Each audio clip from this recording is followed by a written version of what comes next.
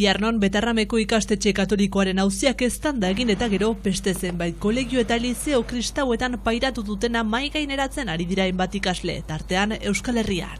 Uztaritzeko San Frantses Xabier kolegioan bortxatu zutela salatu du egun Suitzan bizi den 51 urteko baionar batek. Arratsaldeon ikusentzuleok gaurko saioan aipaturiko gaiaz gain, Baionako besten afitxa ezagutuko dugu gaurko izean, hementxe bertan Baionako herriko etxean bozen emaitzen berri eman dutelako. Ongi etorri Iparraldearen orenera.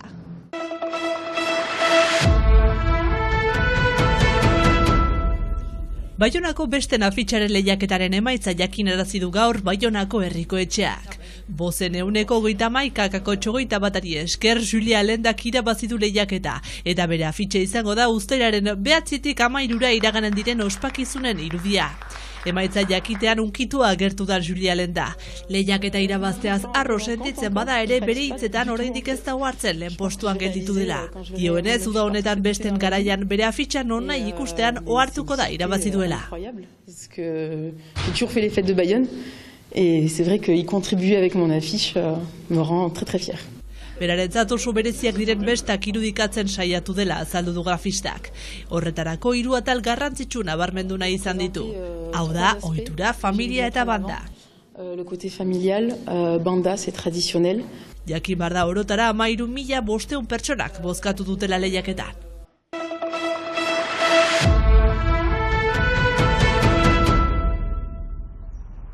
Biarnoko Betarrameko ikastetxe katolikoaren auziak eztanda egin eta gero, beste zenbait kolegio eta liceo kristauetan pairatu dutena mahai gaineratzen ari dira hainbat ikasle, tartean Euskal Herrian.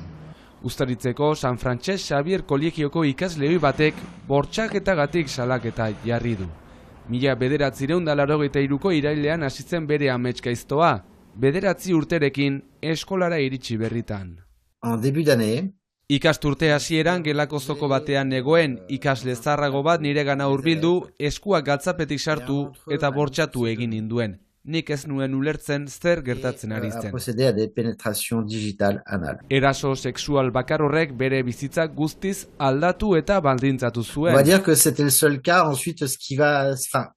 Aldi bakar bat izan zen, baina jarraian nire inguruan halako irudi bat, label bat sortu zen. Hortik aurrera jazarpen psikologikoak jasan dituen, batez ere txantaiak. Hori gutxiez eta gainera, bere errua zela esan zioten, pede itxura izateagatik. Ez dauka segurtasunik eskolak bere egoeraren berri izan zuenik, baina zalantzarik ere ez. Au vu de l'ampleur de la rumeur autour de moi cette année-là, nire inguruan sortu zen zurrumurra handia ikusita, zaila edo ezinezkoa iruditzen zait nehorrez jabetu izana, baina inork ez zidan ezer esan. Alta, beti geratu zait nire amari zerbait esan ziotenaren zalantza, aipu aski bitxiak egin baizizkidan. Berea bezalako kasurik egon denaren berririk ez du. Est-ce que c'est parce qu'il n'y a pas eu d'autres événements de ce type-là, ou est-ce que parce qu'il y avait une certaine loi du silence?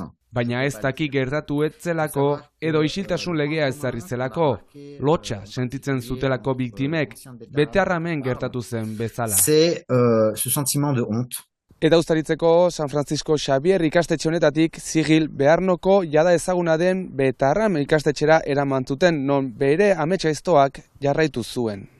Au niveau violence. Betarraneko bortizkeria asko handiagoa zen. A Saint-François-Xavier. 4 urte eman zituen bertan, eta batean zein bestean bizi izandakoak. J'ai pas eu une construction normale, j'ai pas eu la capacité de me construire de manière équilibrée et saine. Pertsona bezala garapen normal bat izatea ekidin diola dio. Toxique vis-à-vis de moi. Ziril Betarramen aurkako salaketa jarri duten 140 ikaslen artean dago, eta horren baitan azaleratu da Uztaritzen bizitakoa, baina Et je ne veux surtout pas stigmatiser argi utzi nahi du egungo egituraren aurka ez duela ezer, eta inondik inora gaur egungo ikasleak ez dituela estigmatizatu nahi. Eta azkenaldian sortu diren ikasle horien taldeekin partekatzeak asko lagundu diola dio. Fonction thérapeutique énorme. Terapia izan dela, kontatzen zutena horren bortitza izaki jende askok ez dielako sinestu. Une des choses qui étaient les plus dures peut-être à vivre pendant toutes ces années, c'est que c'était tellement incroyable ce qu'on racontait. Eta honek guztiak sinesgarritasuna eta babesa eman dielako.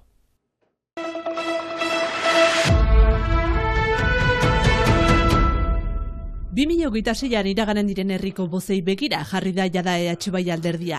Hitzordua prestatzeko helburuz topaketa municipalistak antolatuko ditu martxoaren 22an Angelun. Bertan iparraldeko auzapez hautetsi militante eta hautagaiak presente egongo dira. Helburutzat gure garrantzitsuenetakorik den hitzordu hori herri hauteskunde horietan emaitza albezain gehien hobetzea joan den herri hauteskundeetatik.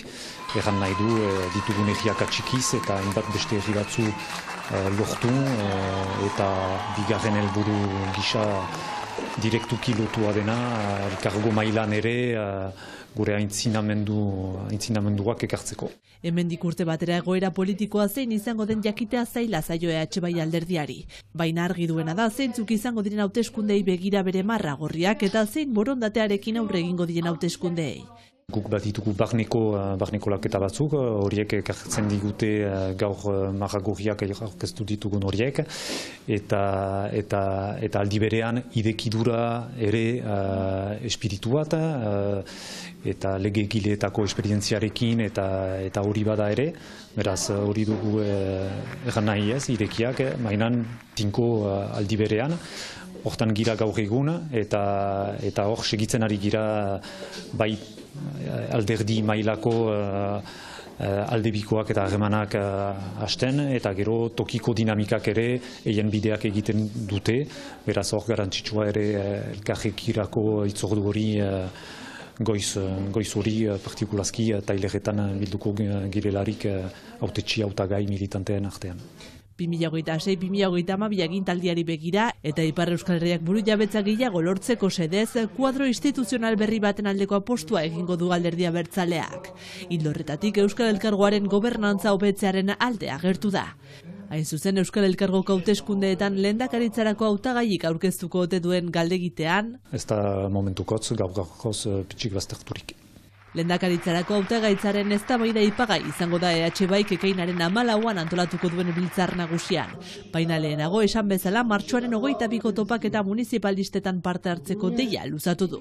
Goizean iraganen diren tailerren ondotik arratsalean ma ingurua antolatuko dute burujabetza proiektuak eta gobernantza ereduak aztertzeko.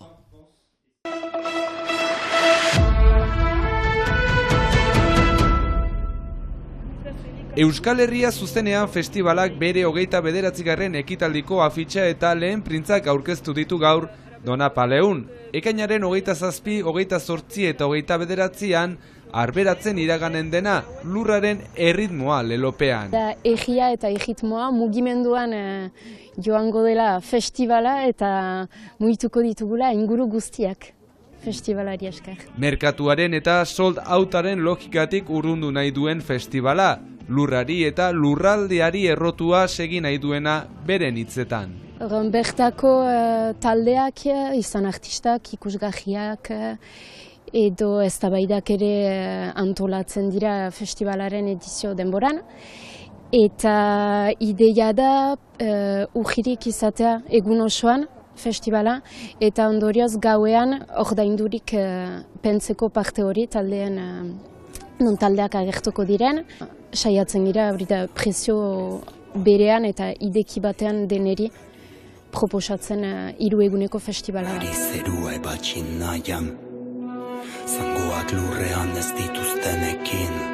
Eta gaueko holtzetan, Odei Barrosoren hauen taldea, Marte Lasarte, Wizard, Radio Bizanz eta Maskak izango direla aurreratu dute, eta gunekoan baita Queer Falafel. Eta pixkanaka programazioa idekiko dugu eta dena argituko da egunez egun. Bigarren urtez arberatzen egingo den EHZ iazko lehen edizio baikorraren ostean. Biziki positibo eta baikorra atxeman dugu amikuzen etortzea, izan elkarteaekin, komiteekin, enpresekin, errikoetxeekin lan egiterat.